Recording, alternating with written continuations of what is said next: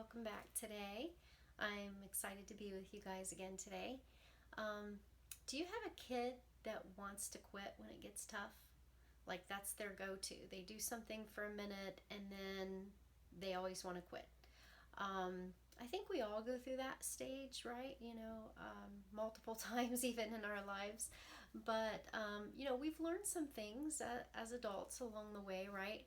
That we would really like to teach our kids so that they can stand on our shoulders and they don't have to figure out from decades of trial and error like we did, right? So, there's a few things that I try to do with our kids and put into practice to help with that. So I thought I would share them with you. Number one is teach them to learn to gather all the facts, then make a quick decision and make it work. Because procrastination kills the best ideas, right? So taking quick action is a very important thing to grasp. The earlier the better, right? Procrastination kills the best ideas. It really does. Because what pops into our mind that might be something that we're really supposed to follow through on.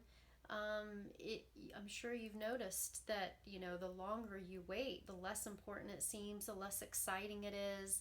It starts to fade away, right? So I try to teach our kids to take quick action, gather all the facts first, but then make a quick decision and make it work, right? Stick to it and make it work.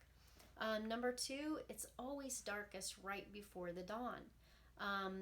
Because it's intense desire for a thing that will not settle for less, that absolute I must have, that attitude that's most often that's what's needed. That's the needed desire that's going to get us through the valley and to the prize, right?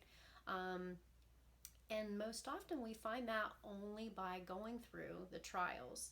It's in these trials that we actually, find our other self, so to speak.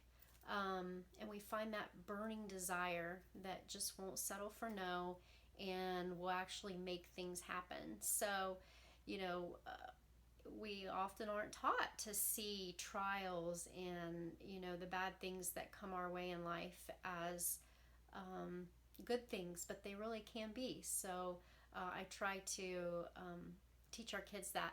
And the third thing is to watch their thoughts and their words, because there's a proverb that talks about words being sweeter than a honeycomb and bringing health to our bodies and minds, right? And so that's true. I found that to be true and want our kids to know that, right? So I try to teach them, watch what you say to yourself.